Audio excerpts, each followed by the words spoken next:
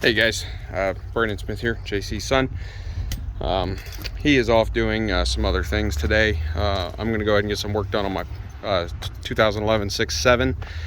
If you guys remember this, we haven't got a whole lot of work done with it because, things happen and, so on and so forth. Today, I'm going to go ahead and pull these injector hold downs off. The Torx head's a factory bolt. See, it's stamped. I don't know if you can see it. Stamped from Moco down in there. You can sort of see it there. These are cast hold downs, which are not good, in my opinion. This is the one that had two hold downs break, which are over here. These two broke. Compression pushed the injectors up, kinked the fuel lines, broke the hold downs, broke the fuel injection return lines. I had to go ahead and replace the return lines on this side, replace the hold downs, reseal the injectors, put new injector lines on it, and the engine ran. The turbo was bad, but the engine ran. It ran well, actually. So what we're going to do today is we're going to go ahead and take these old cast hold downs and the Torx bolts out and replace them with the stamped ones with the hex head bolt. I believe it's a 10 millimeter. We're going to go ahead and torque those to 22 foot-pounds plus 90 degrees, which is, factory Ford torque spec. This one has been replaced. This is a stamped steel hold down, but they reused the bolt. They reused the OEM bolt. That's not something I plan on doing. These are torque to yield, like I said, 22 foot-pounds plus 90 degrees. Not something I want to bargain with. So we're going to get that done today. We're going to get the turbo put back on with the new gasket. Took the turbo off to put the new gasket on it. We didn't have one when we put the turbo on, so we're gonna go ahead and make sure that gasket's done. It's new, it's right. Surfaces are cleaned up, so on and so forth. Just the way JC and myself do stuff, which I learned from him. That's the reason I do it that way. We're also going to take all this stuff off of the front of this engine, and pull that crank pulley off down there and get the timing cover off. I'm putting a brand new oil pump in it. Oil pump, check valve regulator, whatever you call it. That's getting redone today, hopefully today. I want to make sure that this is done, this is right, and then I believe we're going to pull this engine, lift it up, separate the transmission. So you have to separate the transmission, get the oil pan off, pull the upper and lower oil pans off, and look at the bearings, see what it needs for bearings. These bearings are on back order nationwide. You're looking at minimum 3 months out before anybody thinks they could possibly get them. And that's no guarantee they're going to get them within 3 months. So I've got gaskets for the bottom end.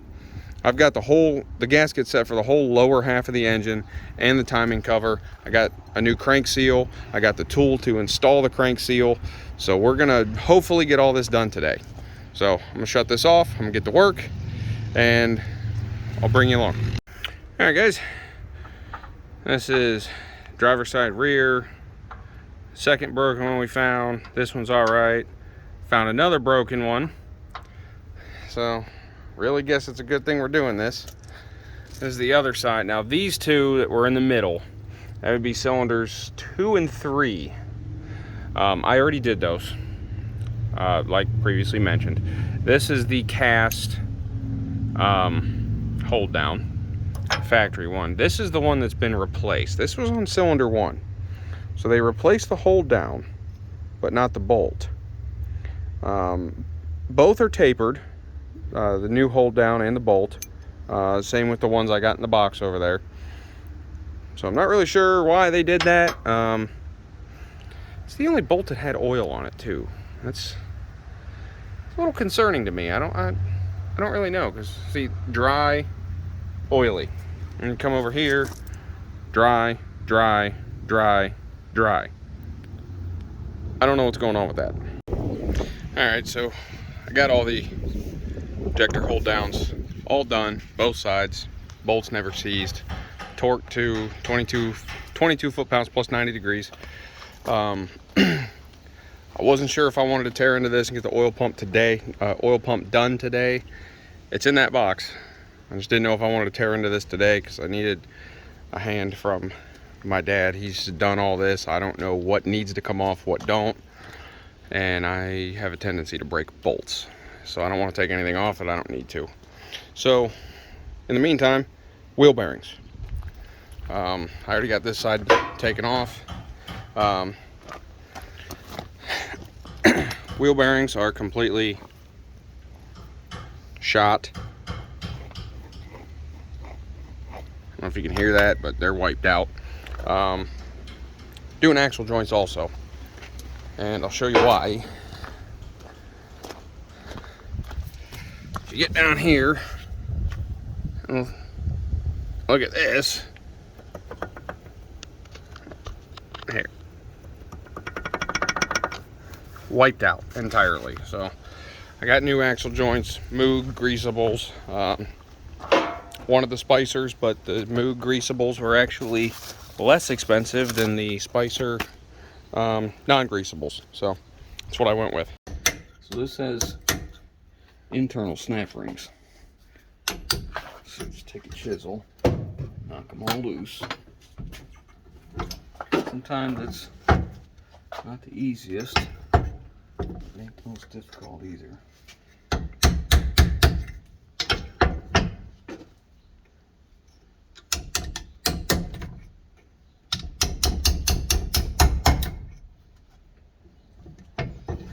Worse when it's dark. You can't see real well. All these lights I put in the shop. Apparently I need some more. That one just does not want to come out.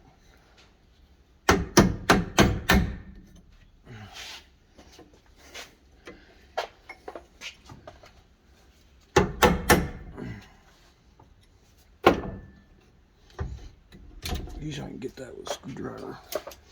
A special screwdriver. Not really. Well, I just snapped that right back in, didn't I? Custom bent screw chisel.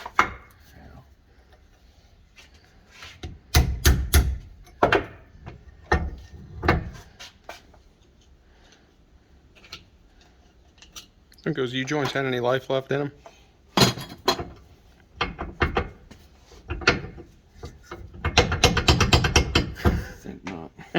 Alright, so back in the day, I would have used the bench vise and just hammered this one way and hammered this one way and got it out, but we don't do that anymore because we got Tiger tools. See how easy?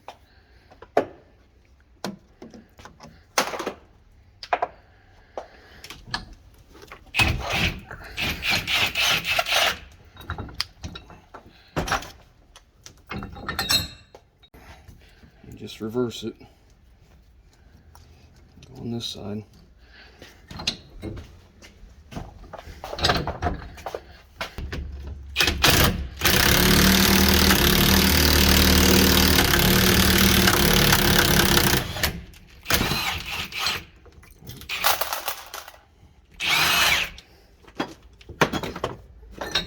Take this off, and you just take this apart. Wow, that's pretty bad. Nothing left of it. Just like that. Now, the Tiger tool will push on these now. See how it gets right on the cross section there? Just grabs it.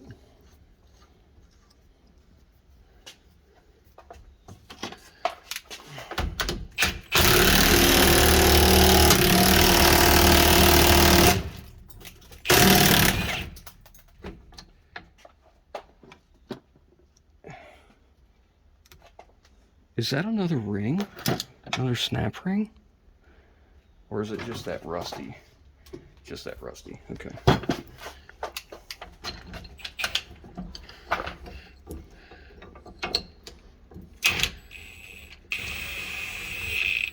Try and get this as even as you can so it pushes even.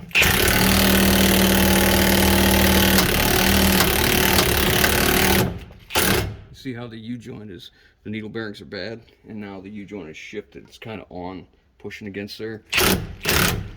That's how you spread a yoke and destroy it. So you have to get this down where it's not pushing on that. Like that. This would go a little more.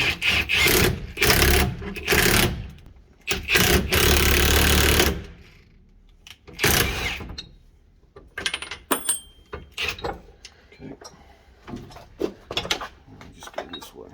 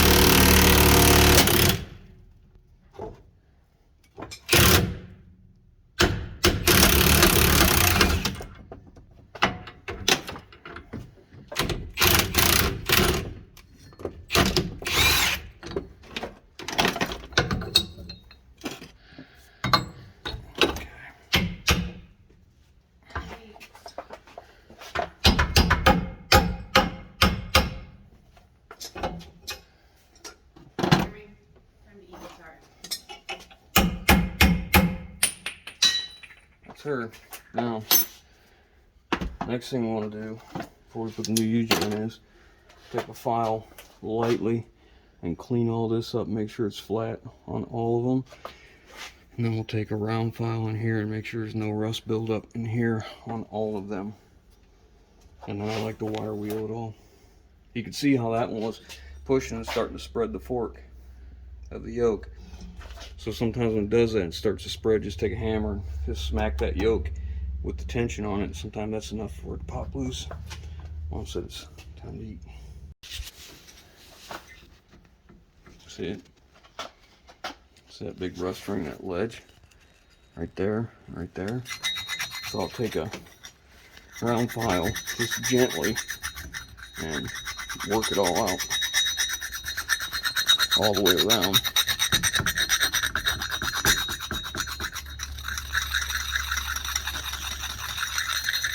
I'm not looking to remove material, but I just want to get that lip off there.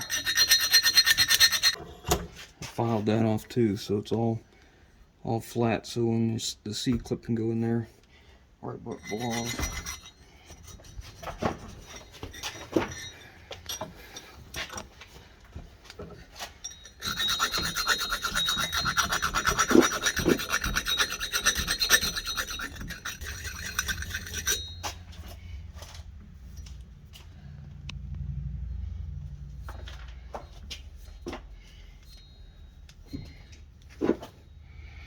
I'm happy with that. Okay, now we're gonna knock that seal off.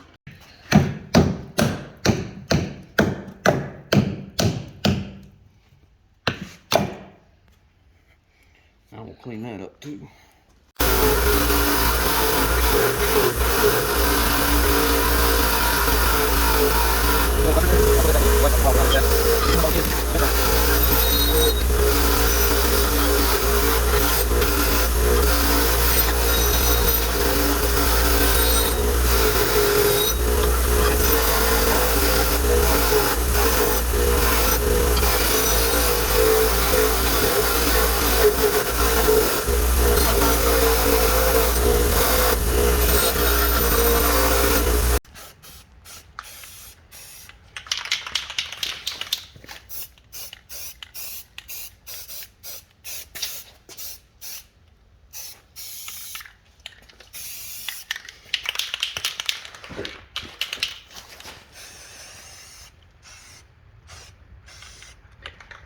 Dry.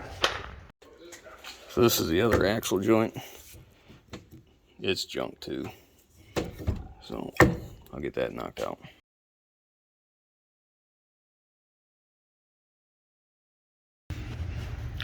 Okay, so as you see, we got the axle shaft from the other side painted. We got this hub unit bearing out. It needs a vacuum seal just like the other side. The lockout came apart. We got another one of those, not a problem. We checked the front end. tie rods. That lower one on the would-be passenger side has some play in it, so I'm just going to go ahead and take them all out, take them loose, replace them all, get them done. That way I ain't got to worry about it again. You know, just the same way my dad does stuff, because needless to say, it might seem excessive to some people, might seem like, you know, overkill, spend too much time, too much money, but who's the one that you never see broke down, you know? That's the way I want this truck to be. Done, right, 100%, nothing to worry about. So, we're just gonna do it all. We'll bring you along. We put the bottle jack underneath the ball joint to hold pressure on it, so that when you're using the wrench, the ball joint's not spinning in the socket. You can use an Allen wrench down the center of the ball joint. That's what that hole is for. We'll do that when we put it together, so we make sure we get it good and tight. But going this way to coming apart, not really too concerned about it. Take that one completely off, and we leave the top one on just a little bit. And now comes the fun part, swinging the hammer. So we got both knuckles off. This one we beat out with a hammer, snap ring, beat it out, no problem. Now the upper, we're using the ball joint press on.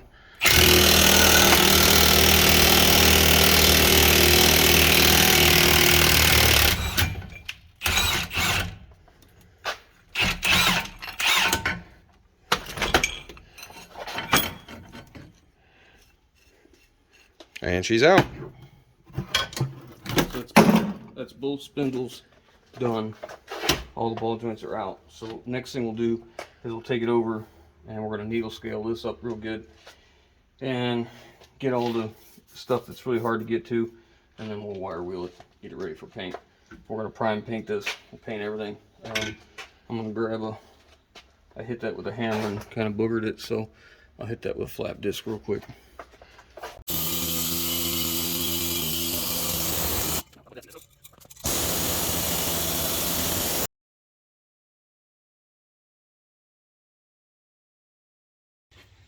Alright, so Brandon's got the knuckles all cleaned up, and then we primed them and painted them. So he has all new ball joints coming. There's new vacuum seals that go in here for the four-wheel drive. There's a seal that goes behind this in the tube of the axle to keep the dirt out. He's got those coming. Every single tie rod for the front end is coming. And the track bar ball joint. Yeah. So this seal here, that's what this is. So we'll clean this up real good. That's coming. Ball joints, outer tie rod. This tie rod. I don't know where the other one's at. Is it up there? I got a little. The ball joint for the track bar, and both of these tie rods are coming. So everything as far as steering components and wearable items on the front end will be done. And we got new hubs already to go on, because the hub bearings were bad. Simple. Alright, we're going to set the U-joint in. We take the caps off. I was taking. Try and get the grease scooped back in there. And then the grease fitting location is kind of a big deal. I always face it in so it's away from the other joints.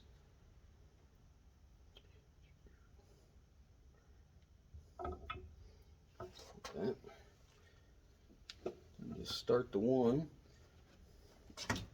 Push it in by hand. And you bring the cross over. You got to be careful about the needle bearings. So I use the U-joint cross itself to hold the caps in place. This is Tiger Tool 10202. It's meant for pressing U-joints. It's got a magnet right here, so it'll latch onto that and hold it. Majority of the time, you can get this in a good ways by hand. You can see it'll go in a good ways by hand. I don't use an impact. I don't think it's necessary. Just roll it in. Just keep checking that bearing just to make sure it's not.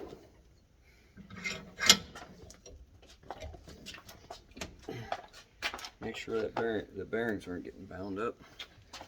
Just hold on to her and roll her in.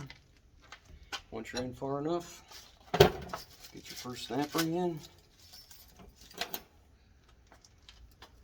One bad thing about these are Moog U-joints. See if I can show you this.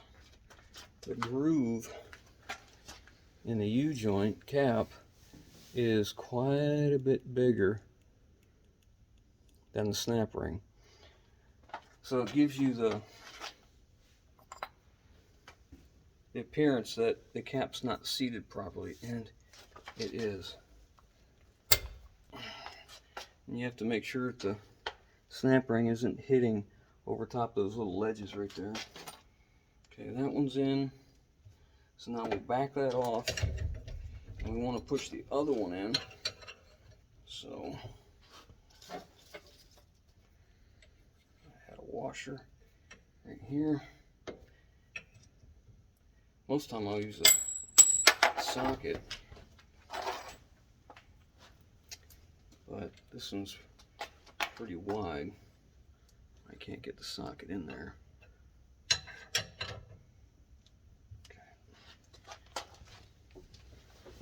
And it's still pushing that side. It'll stop eventually. There we go. Okay. I'll reverse.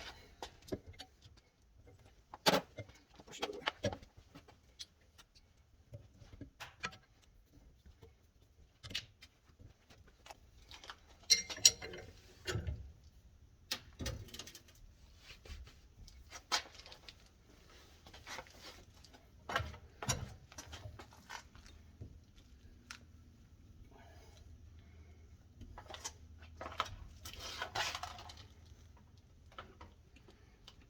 Okay, it's almost there. Take that out.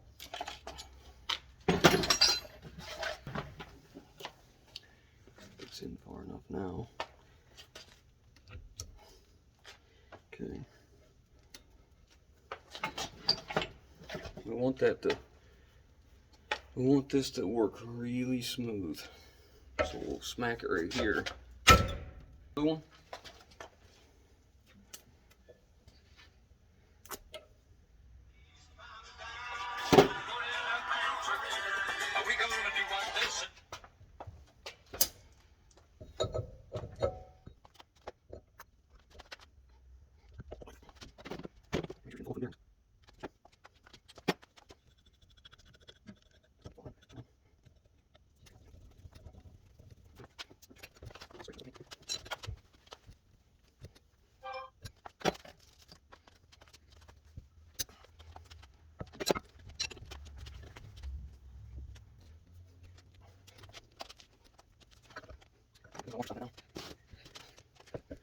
Yep, brother. That feels pretty good too. Okay, put it down that way and hold it.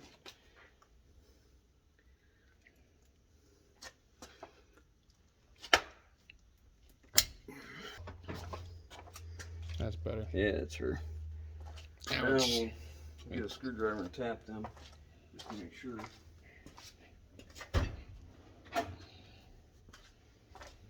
Makes it stiff this way now.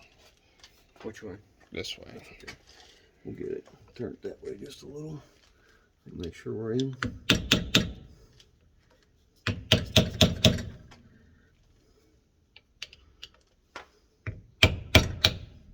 That way.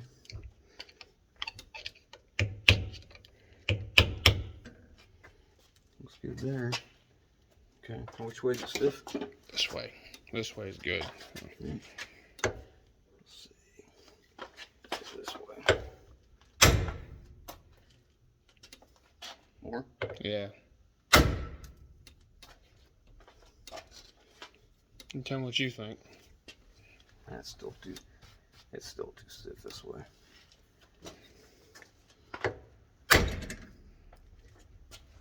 like her. Yeah. Yeah. Yeah. Here, you try that. See what you think. Yeah, that's better.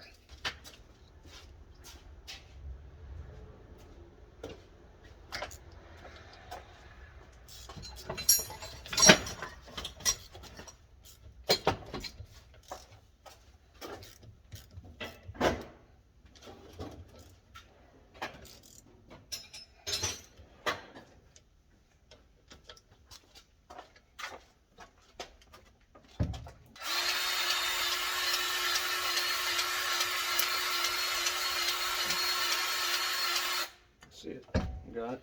Yep. We'll get that cleaned up. So that's both axle joints ready to go.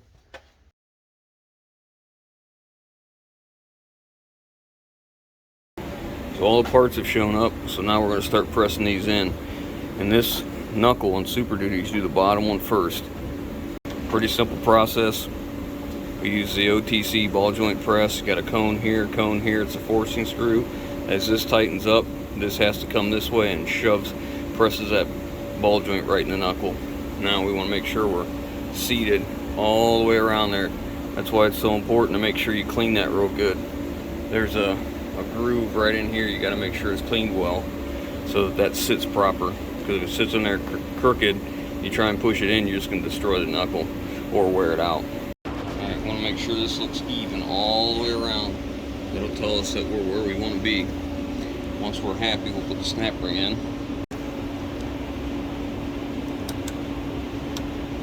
Alright, so after that's in, we'll go around and we want to tap that to make sure it's actually seated all the way around. Approved screw chisel.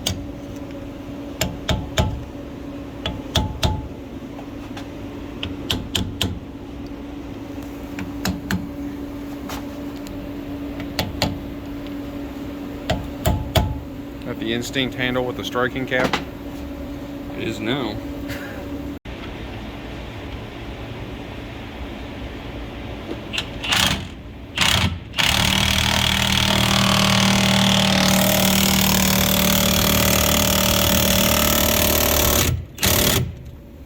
Okay, I let it sit just for a second, ain't gonna hurt nothing. And then back it off.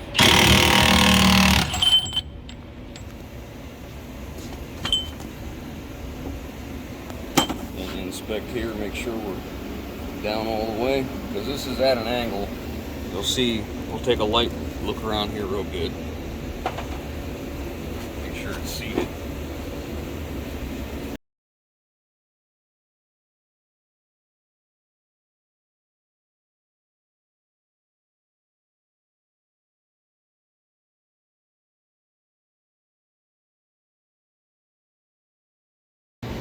Alright, so we clean these all up and then sprayed them down, brake parts cleaner, and I wiped them down with acetone and gave it 2 coats. Everything got 2 coats of primer.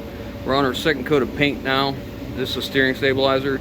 We did that too. We don't know if he's replacing that or not. He may be, but just in case, it's cleaned up. It's fine, but he found a deal with 4 shocks and stabilizer at a good price. But as soon as this dries, then I'll flip it end for end, hang it from the other end of the tie rods, the other end of stabilizer, and then I'll spray it again, because we have to change angles, because a lot of times you'll find places like that I didn't get, and black is hard enough to paint as it is.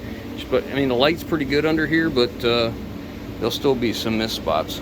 So we'll get that, let it dry here real good, and then we'll flip it around.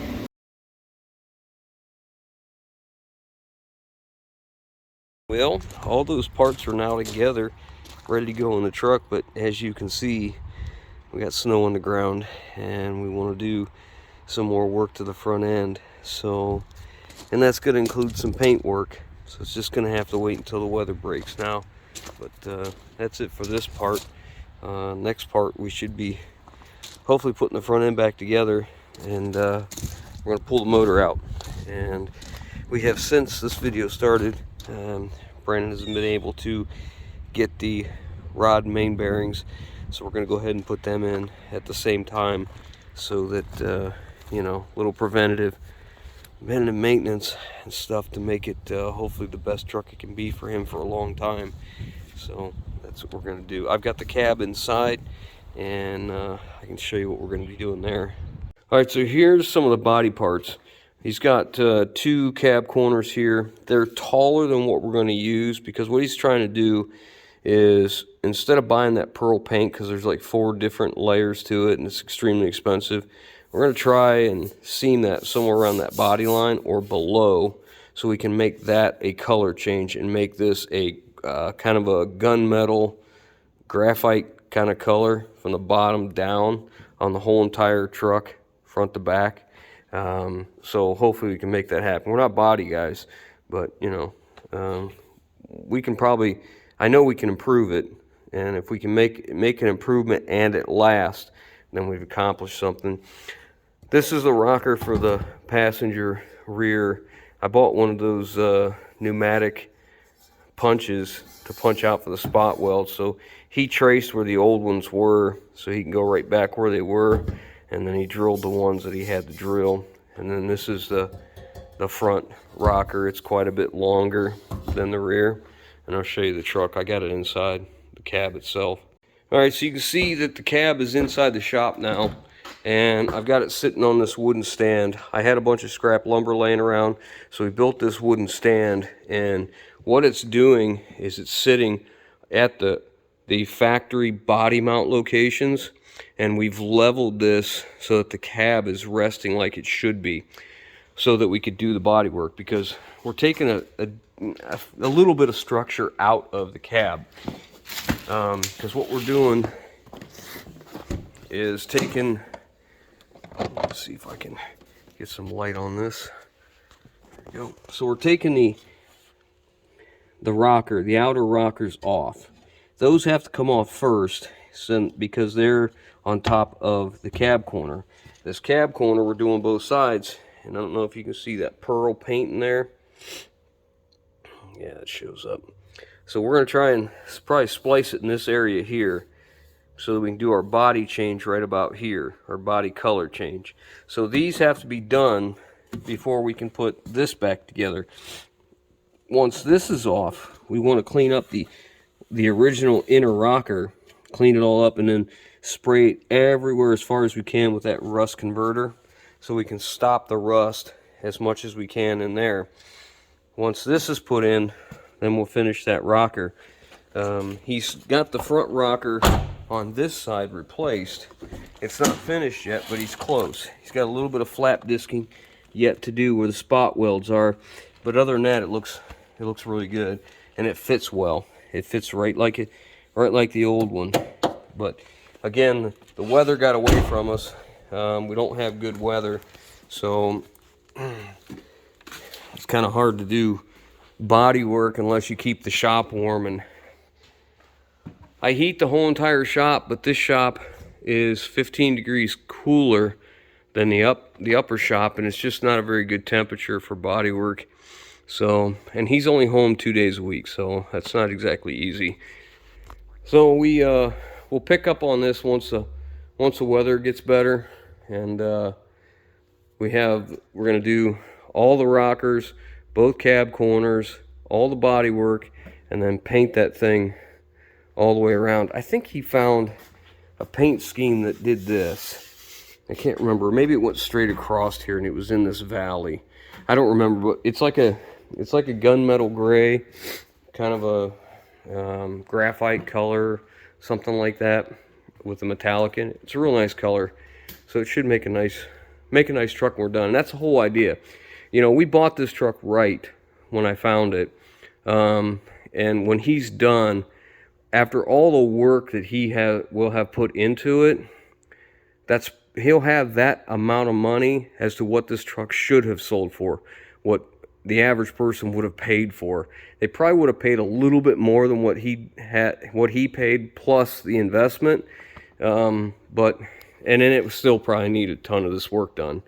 So it was a good buy. It's got higher miles on it, but I don't think it's really going to matter. Plus, I've got Super Duties and extra motors, extra transmissions, so you know, it's probably the best truck that he could have for him.